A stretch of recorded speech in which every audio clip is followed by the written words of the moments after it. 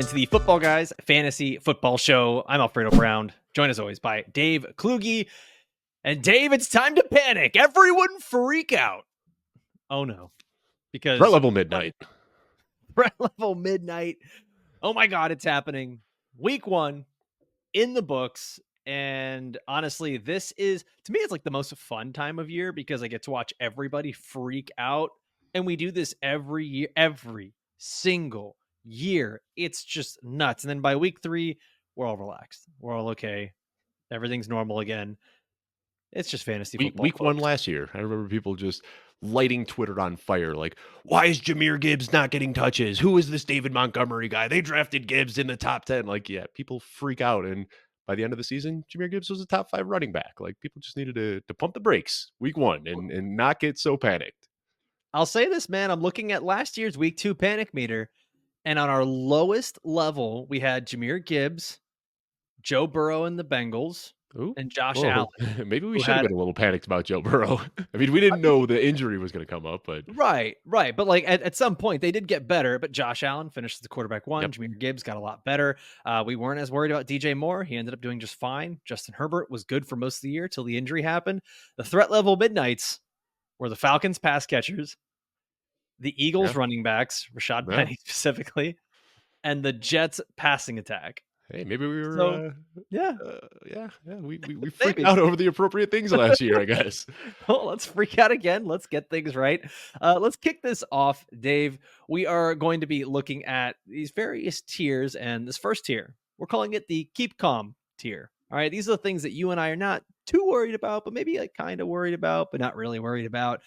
The first one is going to be the Seahawks passing offense. This was something we talked about all offseason with Ryan Grubb as the new offensive coordinator. Mike McDonald comes in, takes over as the head coach. He's a defensive-minded head coach, and something that I've been talked about is wanting to establish the run with Ken Walker, and they certainly did that against the Denver Broncos. And this is a weird game, Dave. This is a very weird game. Yeah. Geno Smith had an interception early.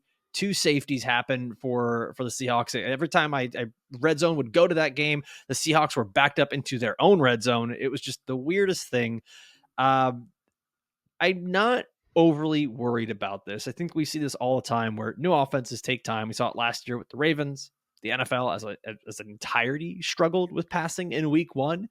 And I guess if there's some good silver lining to come out of this, the 55% pass rate for the Seahawks was top 5 in the NFL. So we are going to see a good amount of plays, and we're going to see more passing plays. So I guess that's the shining light through all of this. It was also a game where like the Seahawks never really felt the need to push down on the pedal. I mean, they kind of sat comfortably with a lead for the majority of the game. And Knicks will do that. Yeah.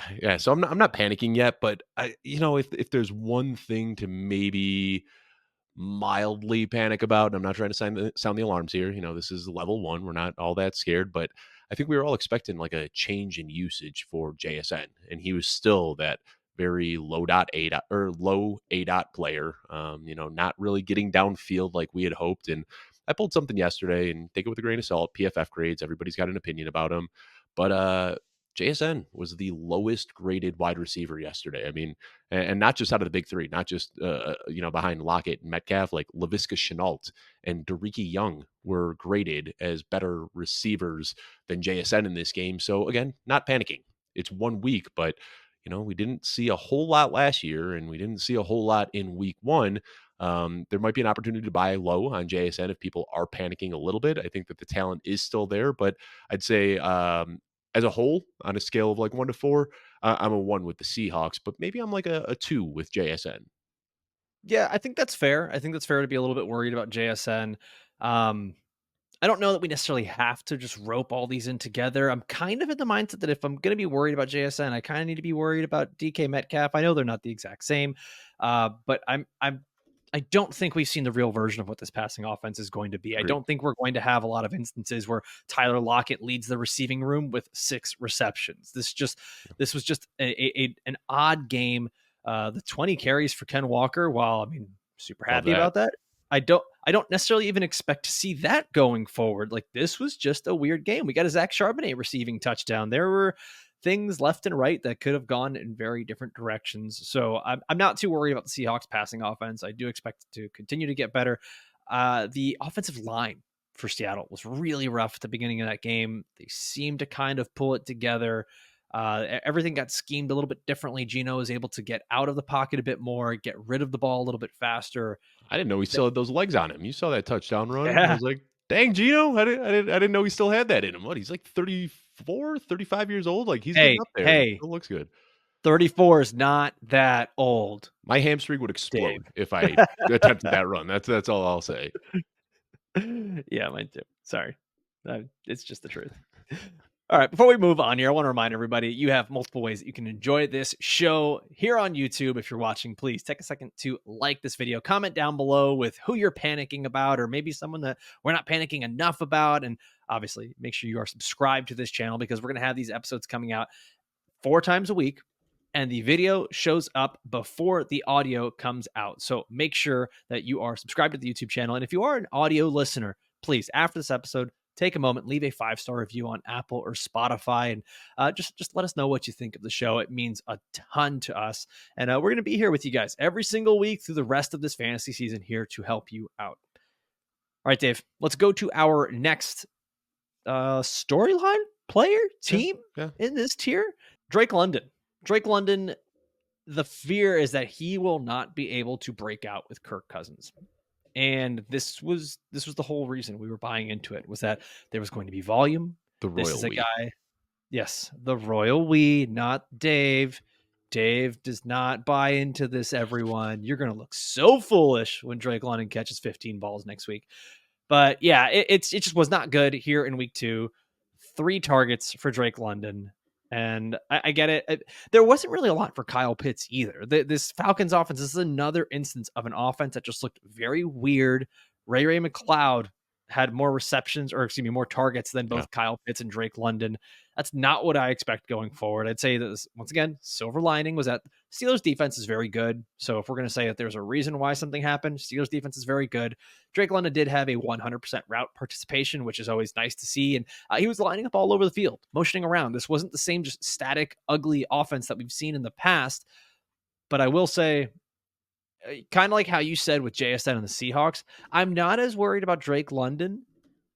I am still kind of worried actually about Kirk Cousins. If Drake London for me is at a 1, Kirk Cousins is probably closer to like a 2.5, 3, because that video of him floating around where he just just is completely immobile at this point. He can't push off that right foot. He can't zip the ball in there. And it makes me wonder, like, at what point are we going to get Michael Penix this season? It kind of makes a lot more sense as to why they drafted him now. There's got to be something there that we just didn't know. And maybe the Falcons don't look as foolish, but yeah, I'm not talked about a lot this offseason too, is like the way that Cousins' deal is structured, they can easily move on after this year. And that's why, like, everybody, and we're guilty of it. Like, we laughed at the time, like we were together watching the draft and we were like, what are the Falcons thinking? But then you have time to kind of dig through it a little bit and you're like, oh, this does make sense. Like, Kirk Cousins might not be the long-term option. And, Achilles injuries are rough, especially at this age, trying to come back from a brutal injury like that. We didn't see any mobility from Aaron Rodgers last night. We didn't see any mobility from Kirk Cousins. That could change as the year progresses. But, again, I'm not freaking out. You're at a 1 here. I'm at a 2. Drake London, I think he's a good player, but I think that we just got a little overexcited when we pushed him into like the 1-2 turn. That just felt a little bit rich for my blood. A guy who's never had more than 900 receiving yards in a single season before.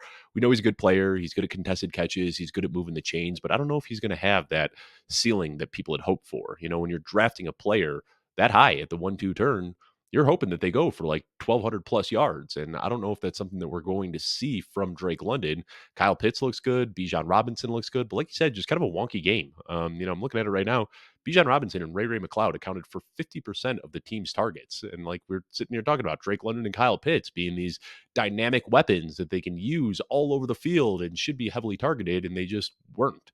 So I am slightly more panicking than you, a 2 as opposed to a 1, but far from like hair on fire panicking. I think that, we need to see a little bit more before we totally panic. And one other thing I want to say, I feel like I have to plug this because Adam Harstad at Football Guys, one of our writers on staff who actually won FSWA Writer of the Year last year, he's done some really good studies and basically says that for the first 4 weeks, ADP is going to be more predictive of how the rest of the season is going to go than those first 4 weeks of data are. So definitely want to react to what we see because things do change and there's always going to be outliers. But if you were to go into week 5 and you were using ADP as your source of value, that's going to be more accurate than anything else we're going to see. So I think the theme overall is like, yeah, there's going to be some situations that we are going to be a little bit nervous about and we will be panicking about. But I think the overall theme is just to kind of take a deep breath and wait until week 2 before making any hasty decisions. And it's like expand further on that statement about Adam Harstad made with data and ADP. It's because when people are making rankings and when we're drafting, we're not drafting for the first 1, 2, or even 4 weeks of the season. We're drafting for the full season itself. And we just don't have the patience to think that far. And I get it. Fantasy football is a week to week game. You've got to win those first 4 games, or you might even just be out altogether in fantasy football. Practice patience. Do not panic. There are tons of fantasy football teams that we see every year that start 0-4 and end up making the playoffs and winning their league. It can happen. Just woosah, as you like to drop in here, Dave. All right, let's go to the next one on here. We're going to the starting to worry tier. And first one on here, Raheem Mostert, running back for the Miami Dolphins. The question here is Raheem Mostert no longer fantasy viable after such a big season last year? It was another one. We're going to be saying this a lot throughout the show. Odd game. Miami got behind early against Jacksonville. They were down 17-7. Miami they were 24th in rushing rate in week 1. That's not anything similar to how they were last year at home. Last year at home, they were 10th in the NFL in rushing rate. So they were typically ahead. They were typically able to run the ball with success. They go up against Jacksonville here, who has a very underrated rushing defense. Okay, it's actually a very good defensive line. Miami's offensive line was horrible in week 1, one of the worst yards before contact allowed. And not only this year, but last year it was actually the worst. Which I is don't think funny it was because last year Devon Achane led the league by a huge margin in yards before contact. And you talked about a lot this offseason that this offensive line, they lost Robert Hunt, and that was going to make a big difference in their interior. And we saw that in week 1. Yeah. worse. It's worrisome. It's worrisome. But the thing that I try to look at here that kind of brings me back in is that this wasn't just a Raheem Mostert thing. It was actually just a whole Dolphins backfield thing until apparently Jeff Wilson gets on the field, which was super weird. But Devon Achane couldn't run. Raheem Mostert couldn't run. The only one who could actually get anything going on the ground was Jeff Wilson. So it's like a weird double-edged sword. Yeah, nobody could get it going, but Jeff Wilson getting 5 carries to Raheem Mostert's 6. It was just very odd. There were no touches for any of these running backs from the 5-yard line. Raheem Mostert, so much of his value last year came off being able to score, and this Miami Dolphins offense being able to score often and from anywhere on the field. And we didn't quite see that in week 1. So I'm expecting that to change. I'm not expecting Miami to be trailing in a lot of games, especially when they're at home like that. So this was just a weird one, but I am starting to worry a little bit about Raheem Mostert. Yeah, and I think the worries about Raheem Mostert aren't surprising. I mean, this is a guy who was the RB2 overall last year and still was falling into like round 9 of drafts this year. So I think this was kind of expected. We knew that Jalen Wright was a healthy scratch, obviously. But we know that they do have plans for Jalen Wright, whether it be in week 2 or later in the year, whatever it may be. I don't think a lot of people are looking at Raheem Mostert as somebody who's going to be able to replicate what he did last year. It was bad. I mean, like you said, only 6 carries and he only generated 9 yards on those 6 carries. Meanwhile, Devon Achane didn't really get to go in as a rusher, but when he was able to catch the ball, that's when we saw him really flash that athleticism. And Raheem Mostert, man, 32 years old, a guy who's dealt with a lot of injuries throughout his career, already got banged up in week 1. I think that we see Jalen Wright come out in week 2, assuming Mostert can't play, which way too early to, start saying that. But, Mostert picked up an injury. Achane got banged up at the end of the game as well. And I think it could be one of those instances where they come out Thursday night, Jalen Wright has a big game, and then we just see Raheem Mostert essentially operating as the running back 3 for the rest of the season. I mean, this is something that we've known could be, happening where we end up with that running back rotation. What I think I like here, and the biggest takeaway for me is that Devon Achane is essentially the wide receiver 3 on this team. Yeah. It's not Yep. Odell Beckham. It's not Jonnu Smith. It's not anyone else. This is Devon Achane, who is the 3rd weapon on this team. And I mean, honestly, when they're getting behind like this and Tua's got to get rid of the ball fast and this offense can't make things happen downfield, he's going to be getting that ball to Devon Achane. So there's going to be some continued volume there and some continued fantasy value there. Let's go to our next item here on the starting to worry tier. And it's the tight end position as a whole, which I think is just kind of funny. Dave, the more we think things are changing, the more it just seems like it stays the same. We thought tight ends really flat. There's so many good, valuable tight ends this year. Week 1, not great. Yeah. Not great. But I'll say this. All right, let's just say it. Looking back. Shut up. Looking back last year, we were in the exact same spot. After week 1, you go and you look at the top 12 tight ends. Only 3 of those players actually finished as top 12 tight ends. By the time we got to week 3, all of a sudden we're seeing 7 of the eventual top 12 tight ends are ranked in the top 12 in terms of scoring. Everything here, especially at tight end, starts to course correct. We already know that it is a volatile position, right? We can't freak out after 1 week. Those of you that are worried, I understand there's worries with Mark Andrews and Isaiah Likely. There's worries with Dalton Kincaid. There's worries with a lot of these players. I've already seen people worrying about Sam LaPorta. Can he continue to do what he was doing last year now that Jameson Williams is involved? I would say this. If I went out and drafted one of the top 7 or 8 tight ends, don't panic. Don't drop them. Don't trade them. Hold on to them. This needs to be something that you absolutely have to ride out. I'm actually not quite as worried, Dave. I'm at a 1 on the panic meter here. You're at a 3. I think this was our biggest disagreement of everything in terms of what we're panicking about.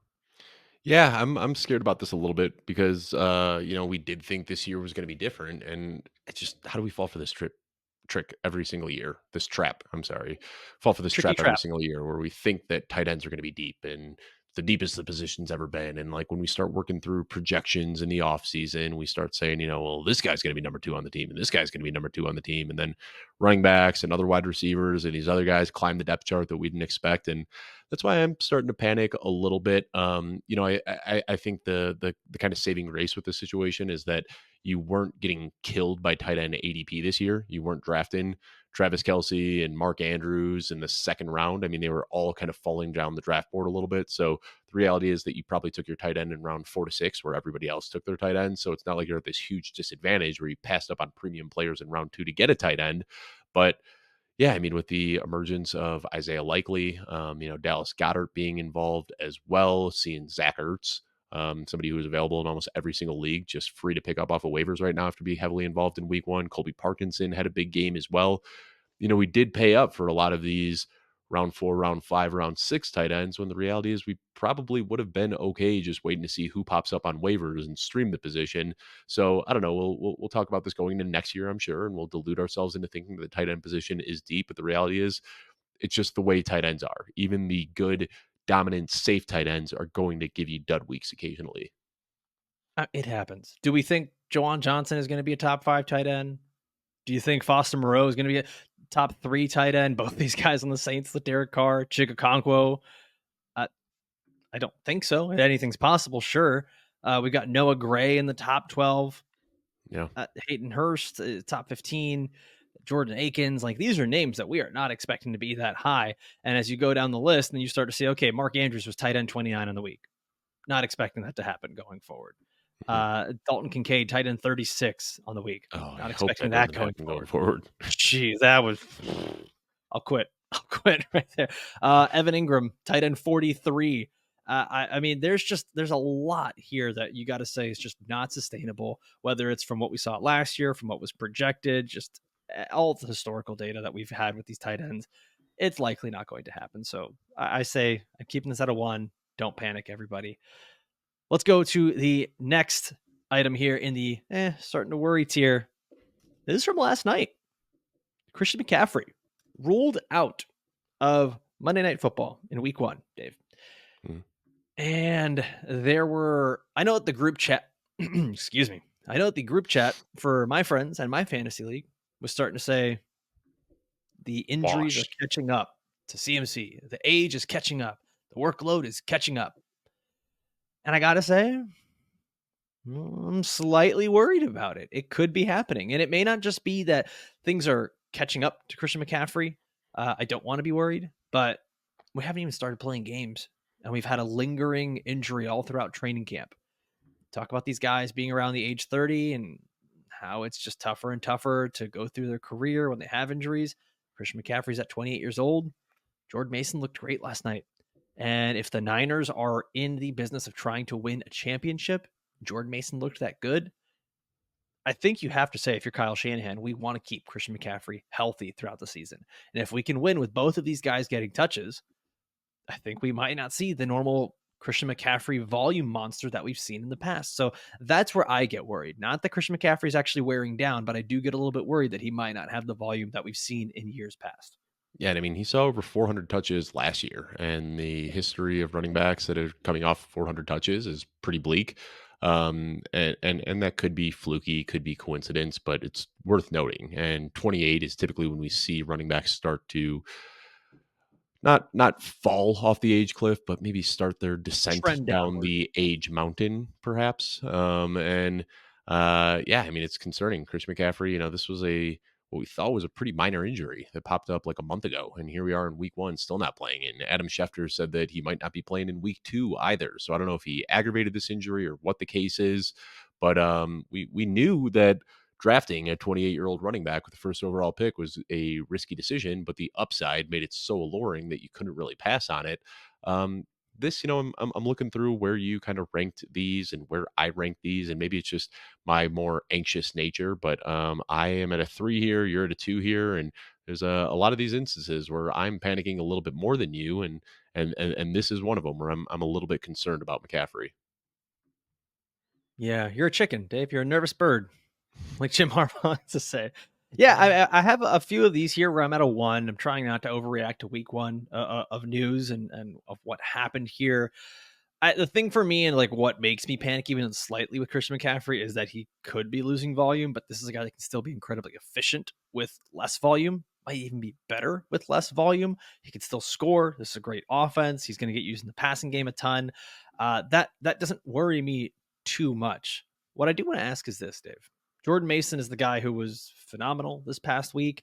If Yeah. Christian McCaffrey is out, where are you ranking Jordan Mason amongst the running backs for week 2? Is he an automatic top 12 guy? I mean, he's probably inside my top 5. Yeah.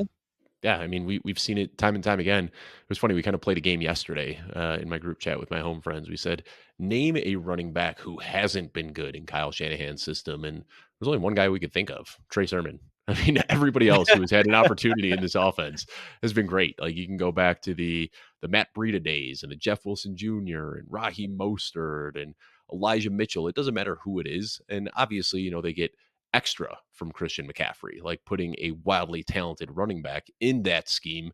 We've seen exactly what that does. Gives you a weekly 20-point floor in fantasy. But I think even having an undrafted guy like Jordan Mason, and first of all, like undrafted, that's not a knock on his talent. Like he was good. And some of this is the scheme in the system. They're able to get him out in space where he can get the breakaway runs and hit defenders in the secondary with a full head of steam, but he actually did good things himself. Like he had very quick feet when he was running inside in between the tackles, where he was able to keep piles pushing. He was able to break tackles out in open space. And I mean, he had that big touchdown that was called back on a penalty by Deebo Samuel. I mean, we were like this close from watching Jordan Mason give us a top 5 finish this week. So I don't think it's He, crazy to put him up there. he gave us the running back 3 finish Oh, this week. all right then. So Yeah. yeah, I mean he gets Saquon that with his 3 touchdown. touchdowns, and yeah, I mean, but he gets that touchdown, you add an extra, He's running back 2. 7.7 points. Yeah, he's the running back 2 on the week, so that's the upside with Jordan Mason, and I don't think it's crazy to put Mason inside your top 5 if McCaffrey's out this week. Yeah, I don't think so at all. I don't think so at all. They're going up against the Minnesota Vikings there, so that could be another one of those games where, listen, the Vikings were good this past week, but Mhm. they didn't play the Niners. And I think the 49ers, if they do get ahead, that could be a very Jordan Mason heavy game. Reports already indicating Christian McCaffrey might not be playing in week I know. 2. So Crazy. um, a lot of people who were commenting on our waiver wire video yesterday saying, add Jordan Mason, add Jordan Mason. Y'all, we've been said that. We said that prior to week 1. We said We make opened sure up he is. Tuesday's show last week saying pick up Jordan Mason, yeah. Yeah, this is not something where we reacted to, oh no, Christian McCaffrey's out. Go pick up Jordan Mason. We were saying you needed him on your roster prior to the season starting Mhm. because this was always a possibility. Let's go to our next player on here in the same tier, in the starting to worry tier. And it's the last one. It's Caleb Williams and the Chicago Bears. Dave, this is where I'm finally a little bit more panicked than you are. And Shocker. yeah, shocker, right? I'm a little bit more worried that maybe I don't know that we were necessarily ranking him as a fantasy starter, but we had Caleb Williams as sort of the quarterback 13, if I remember correctly, where he was right there on that cusp. And it may be a bit lower for me going forward, where I think that Caleb might be one of these guys that becomes a bit more of a matchup based streamer against teams like the Rams in week 4, where there could be a lot of passing, or the Panthers in week 5, where it could be an easy defense to go up against. And I'm sure Caleb will get better. This was a rough start, a rough opening, and it doesn't seem like it's going to be getting any easier for him. Roman Dunze appears to have suffered some sort of knee MCL injury. sprain. Yeah. Yep, MCL sprain, so there we go.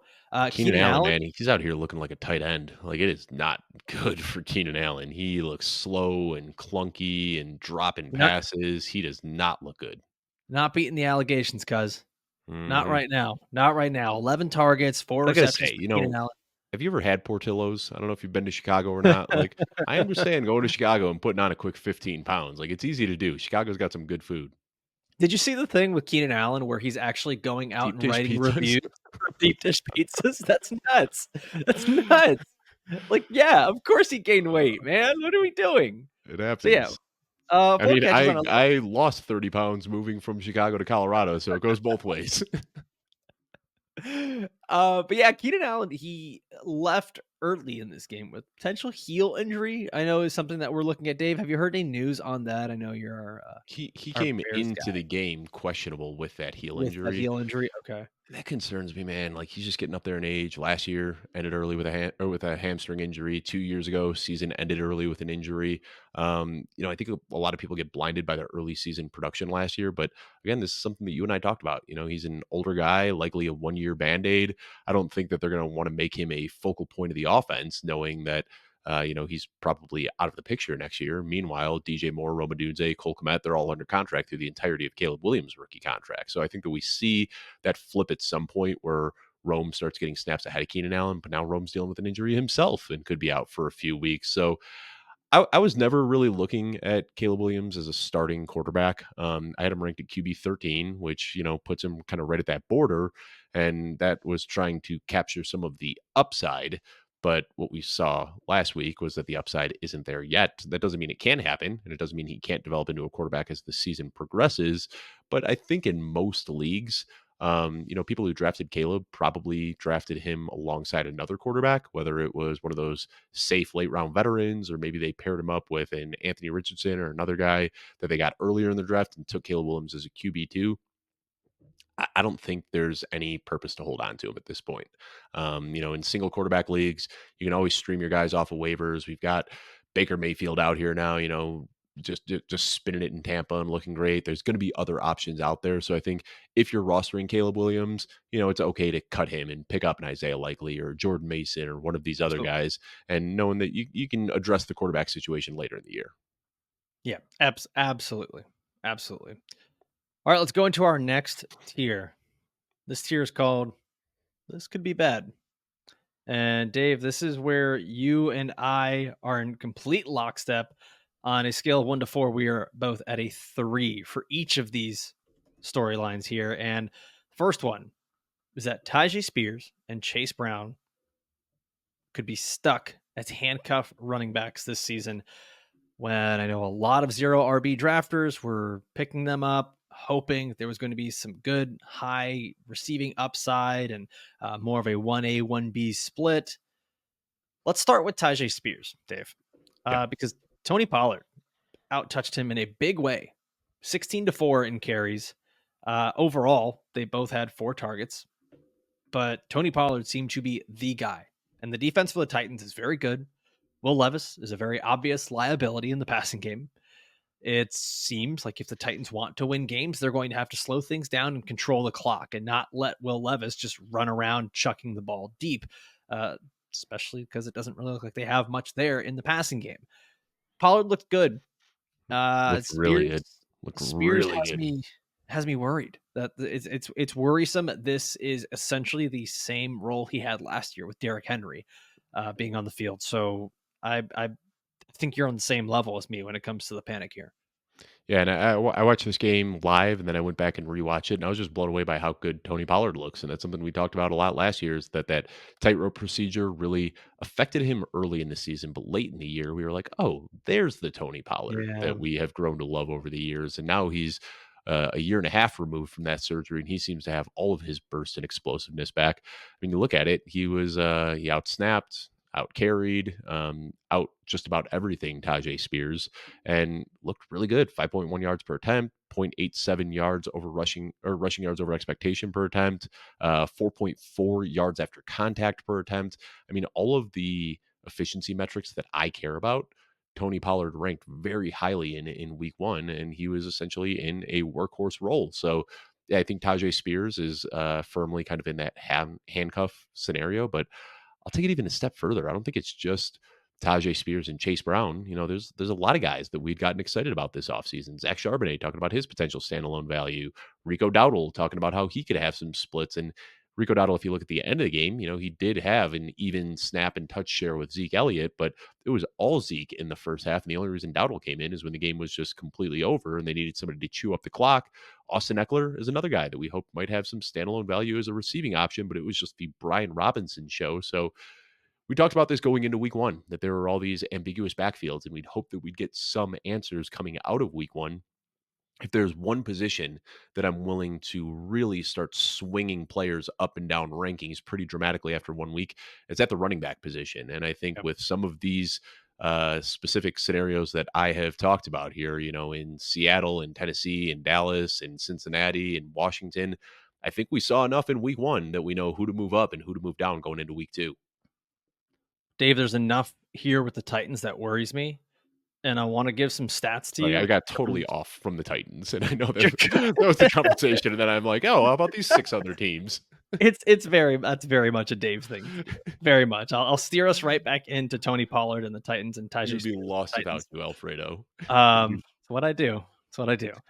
What worries me here is the thing that has kind of made Will Levis tick is that Will Levis is attempting a deep pass of 20 plus air yards or more on nearly 20% of his passes in his career. That is absolutely nuts. It's the highest rate of any qualified passer by more than 5%.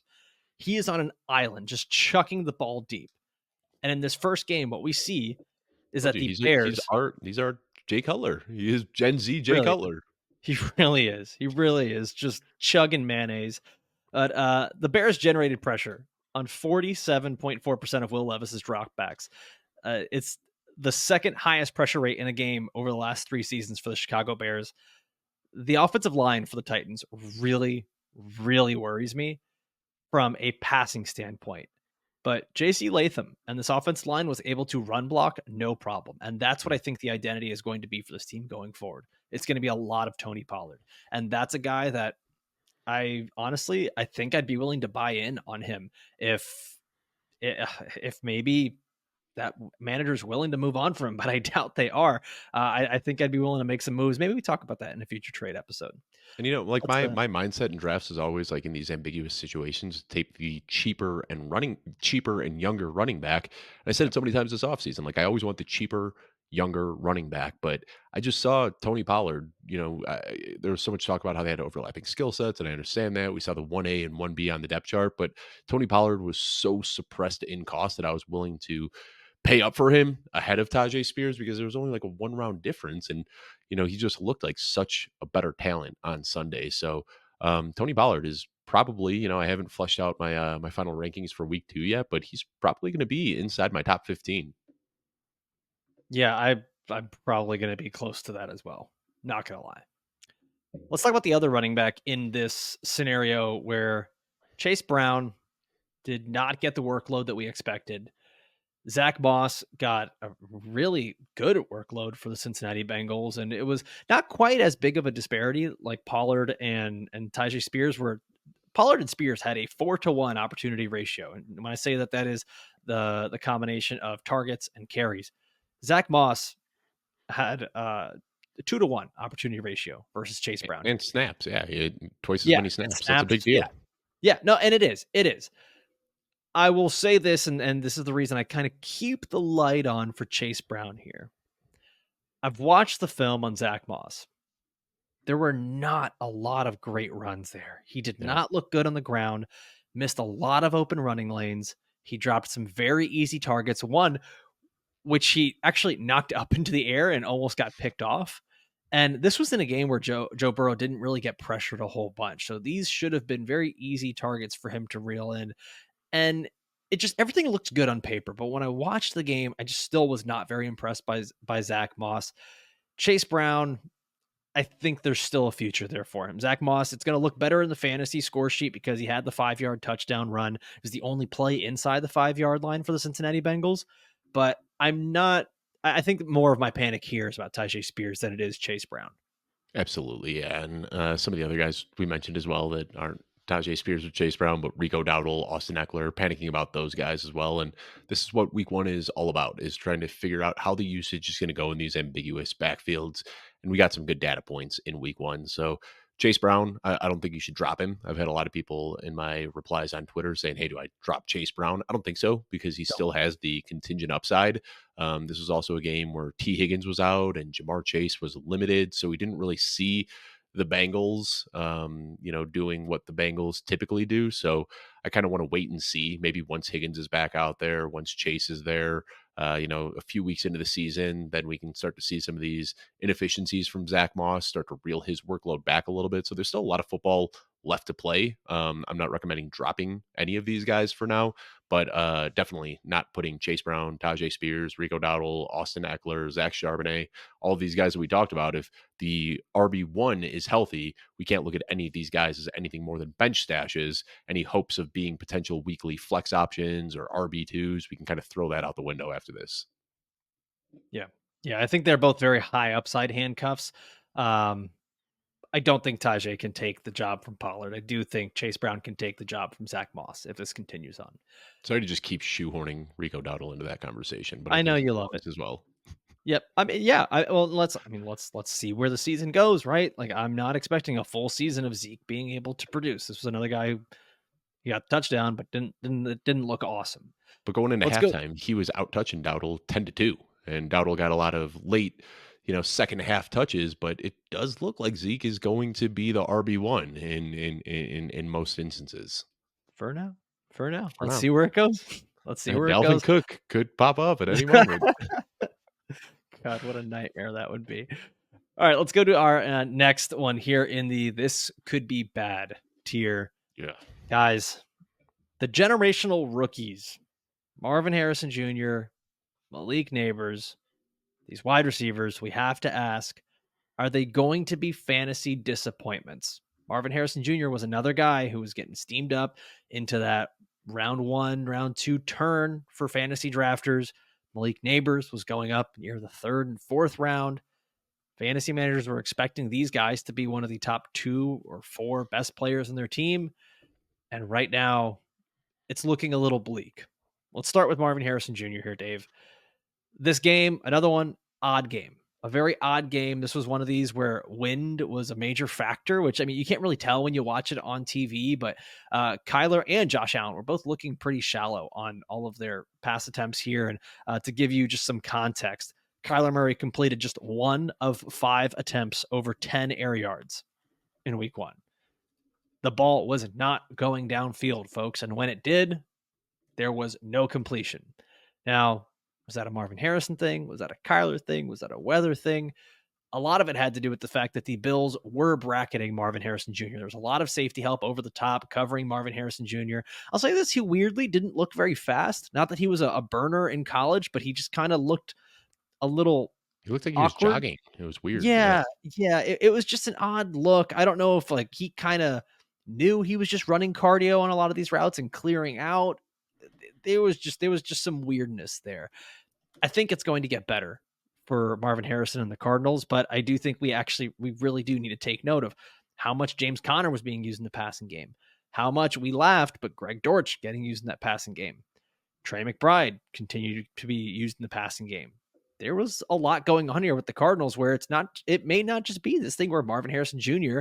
is showing up like a rookie Jamar Chase and getting tons and tons of volume and big explosive plays. This might be a little bit different than we all expected, Dave. Yeah, that's where I'm at. I mean, we knew James Conner was good. And we talked about that a lot this offseason, that like he is somehow in the twilight of his career, just being the most efficient runner he's ever been. And that all carried over into week one where he looked really, really good. Trey McBride was still heavily involved. But I think the biggest surprise here was Greg Dortch, and I'm surprised. I mean, this is the guy I was saying like, hey, throw your 18th round picks at Greg Dortch. He could potentially have a high ceiling, but he was way more involved than I would have expected. Getting him the ball, like playing primarily out of the slot, getting the ball on carries, doing whatever they can to get the ball in his hands. So I think that might be the takeaway here, is that there are more mouths to feed than we expected. I think so many people just said, well, Marvin Harrison is going to come in. He's going to draw 160 targets. They're just going to force feed him the ball. And we forgot about James Conner and Trey McBride and Greg Dortch and Michael Wilson, who was involved as well. I mean, they do have other receiving options here. This isn't like it was 4 years ago where DeAndre Hopkins was the only guy and Kyler Murray had to force feed him the ball every single time he dropped back. Kyler Murray at this point in his career can spread the ball out a little bit more. They've got some other talented options there. So we talked a lot about how Marvin Harrison getting drafted at the 1-2 turn was getting drafted darn close to his ceiling. And man, if Trey McBride and Greg Dortch and James Conner continue to be involved the way that they were in week one, we were drafting Marvin Harrison way above his potential ceiling. Yeah. Yeah, it's worrisome. I mean, I'm looking here at Marvin Harrison. He was still getting separation. It's just the average yards per target, the air yards per target, over 10 air yards per target for Marvin Harrison, which was more than any other player on the team by at least 2 yards. Actually, looks like it's second or third most in that game. Marquez Valdez-Scantling had a weird 26.9 air yards per target because of course MVS does that. But I think that we're going to have to see some different usage from Marvin Harrison Jr. We're going to have to see something a bit more creative, and it makes me really wonder like how much of that was them just kind of saying like, go clear out. Let's just keep trying to win underneath and see what we can do. So hopefully that changes as the season goes on. The other player on here is Malik Nabers, wide receiver for the New York Giants. And this one was something that you and I were both worried about prior to the season, saying, and by the way, I have to tell you, you and I were texting on Sunday as the games were going on, and my mom was also texting me. And I thought that I was texting you, and I texted my mom, Malik Nabers could be getting Garrett Wilsoned. And she's like, huh? I don't follow. And I text back, I'm like, what do you mean you don't follow? We talked about this the other day. Like, how do you not get this? And she just kept, I don't know what you mean. Is Garrett Wilson on the Giants? And then I realized who I was talking to. I was like, that's not Dave. Hi, Mom. Love you. It's confusing, though, to be fair. Like, I've seen your address book in your phone, and you've just got, like, a bunch of heart emojis next to me and your mom's name. So I get it, man. It's confusing. You got to do something about that. And they're spelled exactly the same way. Mom, Dave. It's identical. But yeah, Malik Nabers, the Giants, it's less about him because Malik Nabers looked great. He was getting separation. He even said, I don't really know what's going on back there when he was asked about the quarterback play from Daniel Jones. He's been saying all the right so much shade at Daniel Jones throughout his they played one game together, but like since he's been drafted, it has just been like nonstop, just like subliminal shade getting thrown in Daniel Jones's direction. Yeah. Yeah, it's not great. I mean, there's another guy that had bracketed coverage on him. I saw so many double teams on Malik Nabers. That's why we got so many of those targets down to Wan'Dale Robinson underneath. But Dave, I mean, the question here is not really is Malik Nabers good, or can the Giants offense be good? Because we know they're not good. We know Malik Nabers is good. How much better does this fantasy situation even get if Drew Lock takes over at quarterback? Daniel Jones has already been announced as the starter for week 2, but if eventually Drew Lock takes over, do we expect this to take a turn where Malik Nabers is suddenly a top 15 wide receiver, or are we still kind of projecting a guy that could be outside the top 24? I think Drew Lock would be better for Malik Nabers than Daniel Jones. I think Daniel Jones is very much so in his own head, and he's so terrified of making big mistakes that he keeps making big mistakes.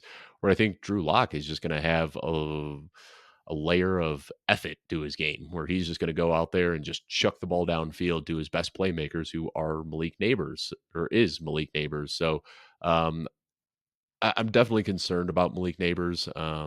Like you said, he got Garrett Wilson, and that could be the theme of this season.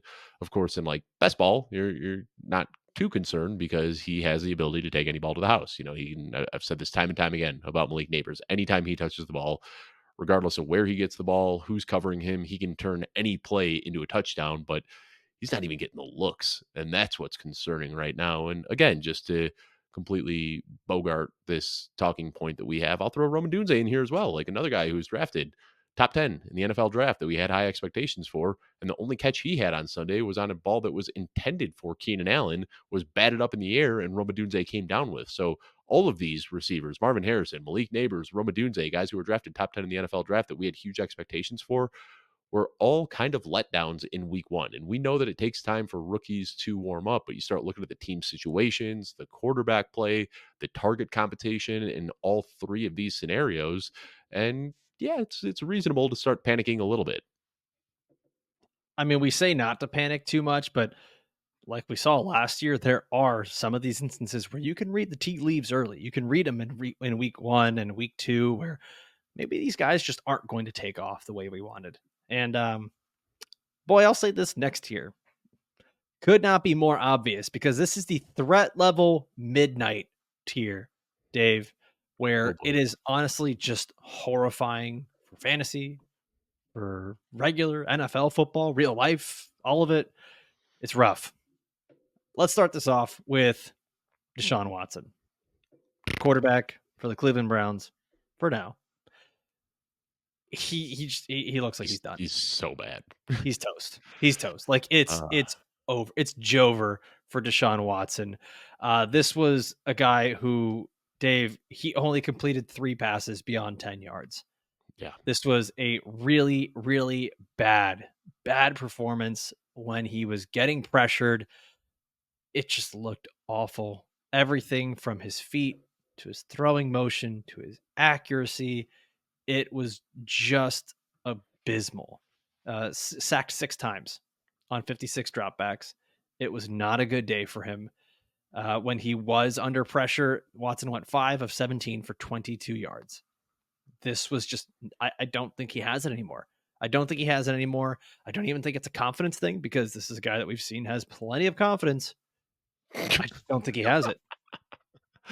Yeah, no, he looked terrible. I mean, he had 9 pass attempts that went more than 15 yards downfield, and he went 0 for 9 on those attempts. His deepest pass of the day was 13 air yards. Like he was just short arming everything. There were so many throws where receivers were open and running, and it's like, okay, Sean just got to put it on his numbers, and he's throwing it at their laces. Like he looked terrible. And the Cleveland Browns are in a very precarious situation where they can't move on from him. And I know you can move signing bonuses around, you can prorate things, and you can push out void years and all that, but they've already done a lot of those things with Deshaun Watson, and they're sitting on over 200 million in dead cap if they move on it this year. They're looking at 172 million if they move on after next year. They're looking at 100 million if they move on after 2026. I mean, it is terrible. They have painted themselves into a corner here. It's actually cheaper for them to just keep Deshaun Watson on the team and continue paying him than it would be to release him. So I don't know if they're going to bench him, maybe, but like they're not in a position where they can release him. They have so much money tied up in Deshaun Watson that, I think the best case scenario for Cleveland would obviously be that Deshaun Watson could return to form as the player that we saw in Houston. And they have tried that by bringing in Elijah Moore, by bringing in Amari Cooper, by bringing in Jerry Jeudy, by extending David Njoku. Like they're doing everything they can to put pieces around Deshaun Watson to help recapture the magic that we saw from his time in Houston. I just don't think it's going to happen. And, Deshaun Watson was getting drafted as like the QB 20. So outside of your 2 quarterback and super flex leagues, not a lot of people were drafting Deshaun Watson. But this has got to lower the expectations for Amari Cooper, for David Njoku, for Jerry Jeudy, for all of the pieces of this offense. I mean, best case scenario is that they switch to Jameis Winston. And Yep. I doubt that they will, but that would be the only way that I can kind of see all of the playmakers here in Cleveland getting resuscitated. Just like last year, we saw when Joe Flacco took over, then all of a sudden Amari Cooper is giving us 50-point games, and David Njoku was the tight end 1 in fantasy. And now Deshaun Watson is back under center in Cleveland, and all of these players are kind of worthless again. I think the tough thing here is how do you even get this quarterback to his old playing form. You've gotten weapons for him. There is no Nick Chubb to carry the load running the ball. And even when he's getting pressure, you move to play action, right? And you try to get your mobile quarterback out of the pocket. On play action, Watson finished 1 of 8 for 5 yards, tied for the second fewest passing yards by a quarterback with 8 or more play action attempts since 2016. This is getting to be historical levels of just poor quarterback play. And I mean, the Cleveland fans are done. The Cleveland fans are done. I think most fantasy managers are done. It's time. It's time. He's cooked. Dave, let's go to our final storyline here. And this one actually breaks my heart. It just hurts so much. Bryce Young and the Carolina Panthers seem like they are all just going to be fantasy football busts. And when we say that, we mean Bryce Young, we mean Diontae Johnson, Chuba Hubbard in week 1, or for a few weeks here was supposed to be good. Miles Sanders was way more involved than I think people realized too. It was just Xavier Legette led the team in targets and did almost nothing with them. I mean, it was just Bryce Young might just be really bad.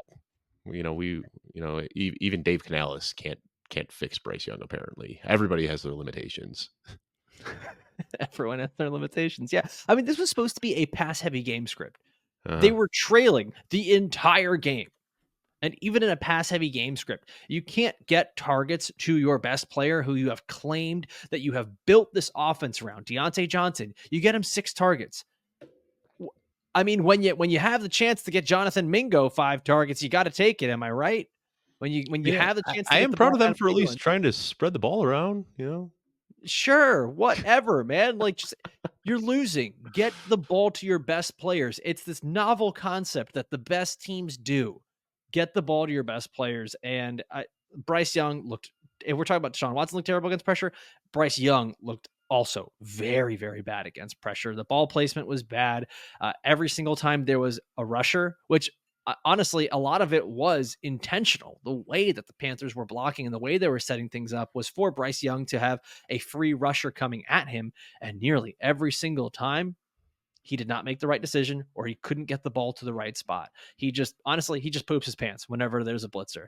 And good quarterbacks can make guys miss. They can get the ball to the right spot, even under pressure.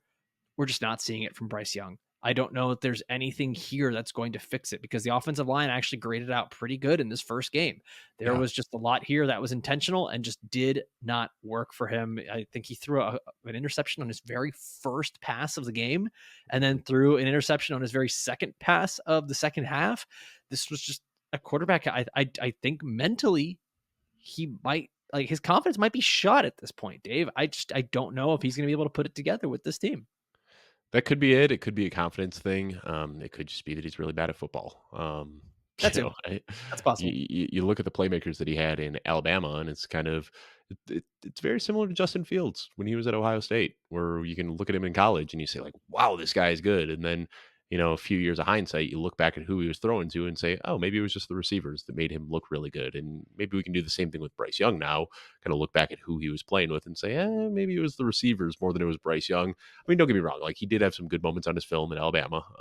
He deserved to go top 2 in the draft. I still think that CJ Stroud should have been drafted ahead of him. That was my pre-draft stance, and it's only been galvanized over the last year after what we've seen from Stroud and what we've seen from Young here.